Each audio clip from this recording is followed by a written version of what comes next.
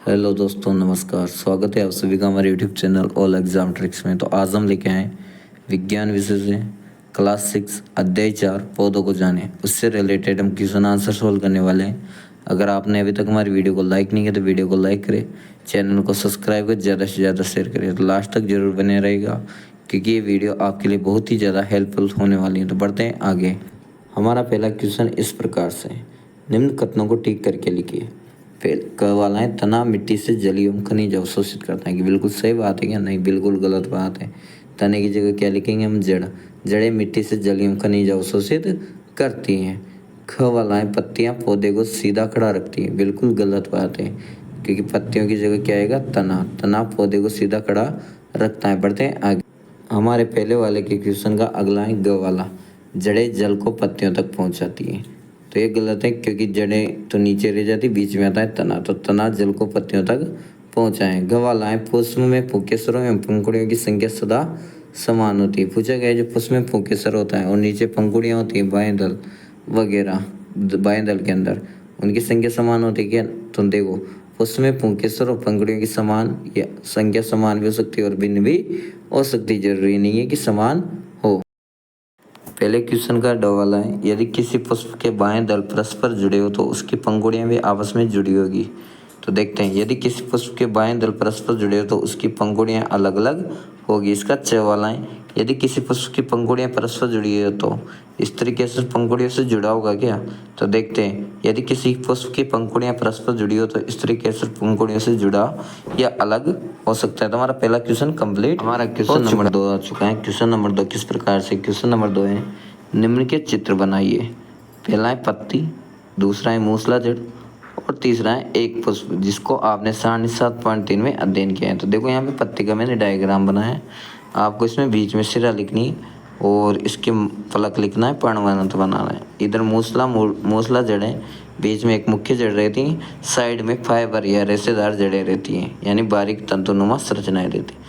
एक पुष्प होता है, इसमें तना होता है, पत्तियां होती हैं, पंखुड़ियां होती हैं, बाएं दल होता है और अंदर स्त्री केसर और पुंकेसर वगैरह रहते हैं। तो ये तीनों के आपको डायग्राम बना। क्वेश्चन नंबर 3 की बात करें, क्या आप अपने घर के आसपास ऐसे पौधों को जानते हैं जिसका तना लंबा परंतु दुर्बल हो?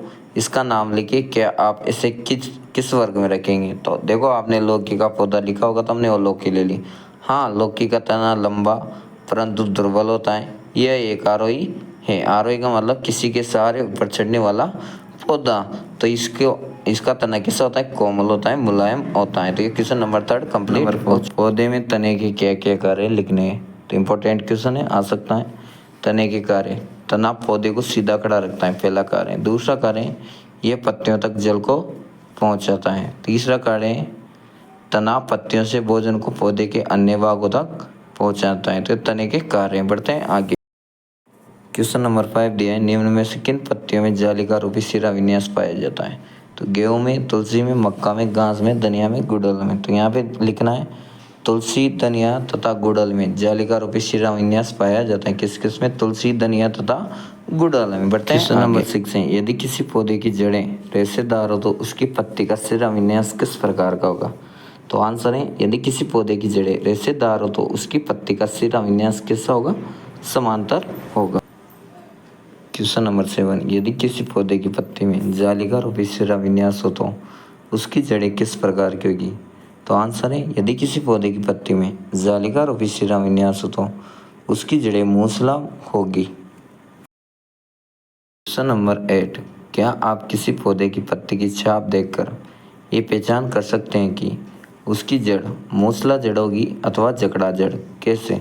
तो आंसर है, हाँ, हम किसी पौधे की पत्ते की छाप देखकर ये पहचान कर सकते हैं कि उसकी जड़ मूसला जड़ होगी अथवा जकड़ा जड़ होगी। तो इसके लिए क्या करते हैं, एक तरफ हमने सारणी बनाई जिसमें लिखा पत्ती की छाप, यानी इस पत्ती की छाप मतलब उसका सिरा विन्यास बाहर से दिख जाता है आराम से, और एक तरफ लिख दिया जड़ का प्रकार।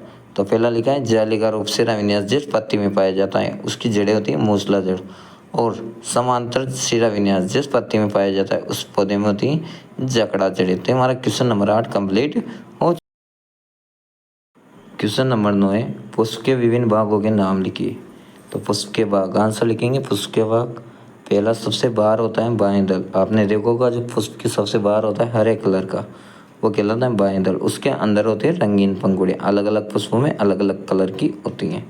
फिर उसके अंदर होता है पुंकेसर, और उसी के अंदर होता है स्त्रीकेसर, और पुंकेसर में पाए जाते हैं परागकोश, जो कि क्या करते हैं, परागकणों का निर्माण करते हैं। तो ये हमारे पुष्प की क्या होती है, संरचना होती है। हमारा नेक्स्ट क्वेश्चन है क्वेश्चन नंबर 10। लिखा हुआ है निम्न में किन पौधों में फूल होते हैं। तो फूल वाले पौधे को नाम लिखने, तो यहाँ पे सारे दिए हैं, घास, मक्का, गेहूँ, मिर्ची, टमाटर, तुलसी, पीपल, शीशम, बरगद, आम, जामुन, अमरूद, अनार, पपीता, केला, नींबू, गन्ना, आलू, मूंगफली। तो देखो इनमें से किस किस में पुष्प पाए जाते हैं। देखो मिर्ची में पुष्प आते हैं, टमाटर में भी आते हैं, तुलसी में भी आते हैं, आम में आते हैं, जामुन में भी आते हैं, अमरूद में, अनार में, पपीता, केला और नींबू, इन सब में क्या आते हैं, पुष्प आते हैं। तो ये आपका आंसर हो जाए। क्वेश्चन नंबर 11 है पौधों के उस भाग का नाम लिखिए जो अपना भोजन बनाता है और इस प्रक्रम को क्या कहते हैं। तो हमने पढ़ा था जो पत्तियां होती हैं वो अपना भोजन स्वयं बनाती हैं, क्योंकि वहाँ पे क्लोरोफिल पाया जाता है जिसके कारण भोजन बनता है। और ये किस प्रक्रिया में बनता है, इस प्रक्रम को हमने क्या बताया था, प्रकाश संश्लेषण यानी फोटोसिंथेसिस। तो क्या लिखेंगे, पत्तियां अपना भोजन बनाती हैं, इस प्रक्रम को प्रकाश संश्लेषण कहते हैं। क्वेश्चन नंबर 12 है पुष्प के किस भाग में अंडाशय मिलता है। तो अंडाशय स्त्रीकेसर के सबसे नीचे और फूले हुए भाग में मिलता है। हमने देखा था स्त्रीकेसर के 3 भाग होते हैं, एक नीचे नीचे अंडाशय, बीच में वर्तिका और उसके आगे वर्तिकाग्र। तो जो सबसे नीचे वाला फूला हुआ भाग होता है उसी को क्या कहते हैं, अंडाशय कहते हैं। तो आंसर क्या होगा, अंडाशय स्त्रीकेसर के सबसे निचले भाग में मिलता है।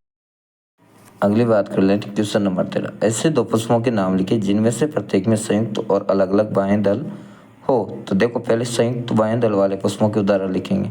तो पहला है गुलाब और कमल। इसमें किस प्रकार के बाएं दल पाए जाते हैं, संयुक्त, यानी सभी बाएं दल क्या होते हैं, पास पास या साथ में पाए जाते हैं। अगली बात करते हैं अलग अलग बाएं दल वाले पुष्प। तो इसमें गुड़हल है और सरसों का फूल है। इन दोनों के जो बाएं दल होते हैं वो थोड़े दूर दूर होते हैं, यानी अलग अलग होते हैं। तो आज के हमारे ये क्वेश्चन आंसर यहीं समाप्त होते हैं। वीडियो अच्छी लगी हो तो लाइक करें, ज़्यादा से ज़्यादा शेयर करें और चैनल को सब्सक्राइब करें। थैंक यू, धन्यवाद।